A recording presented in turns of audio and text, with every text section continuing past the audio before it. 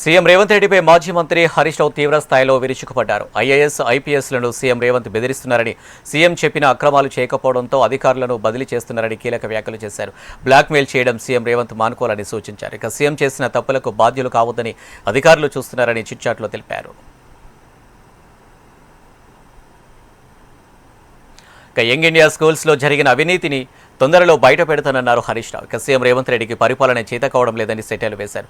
IAS, IPS అధికారులను రెగ్యులర్గా మార్చడం వల్ల పరిపాలన కుంటుపడుతుందని ఆగ్రహం వ్యక్తం చేశారు. ఇక 2 ఏళ్లలో ఆరోగ్యశ్రీకి 8 మంది, ఎనర్జీ డిపార్ట్మెంట్లో 5 అధికారులు మారారన్నారు. ఇక జిహెచ్ఎంసీ, ఐఎన్పీఆర్ శాఖలో 4 చొప్పున అధికారులు బదిలీ చేశారన్నారు. జిల్లాలపై అవగాహన రాకముందే అధికారులను మార్చడం అడ్డగోలు వ్యవహారంగా అభివర్ణించారు. హెచ్ఎండిఏ భూమిని ఎలాంటి ఆక్షన్ లేకుండా సీఎం అల్లుడికి ఎలా కేటాయిస్తారని హరీష్ రావు సీఎం రేవంత్ రెడ్డిని ప్రశ్నించారు. మొబైల్ క్రషింగ్కి అనుమతి తీసుకొని ఫిక్స్ క్రషింగ్ ఏర్పాటు చేశారని నిలదీశారు. ఇక మైనింగ్ రాయల్టీ ఎగ్గొట్టారు, సీఎఫ్ఓ అనుమతి లేదు, లేబర్ లైసెన్స్ లేదు, పర్యావరణ అనుమతి కూడా లేదన్నారు. ఇక రేపు నిజ నిర్ధారణ కోసం బీఆర్ఎస్ బృందం సైట్ విజిట్ చేస్తుందని చెప్పుకొచ్చారు. ఇక తప్పు చేయకపోతే ప్రభుత్వం జీవోలు ఎందుకు ఆన్లైన్లో పెట్టడం లేదని, లీక్ల పేరుతో అధికారులను ఎందుకు ఇబ్బంది పెడుతున్నారని హరీష్ రావు ప్రశ్నించారు.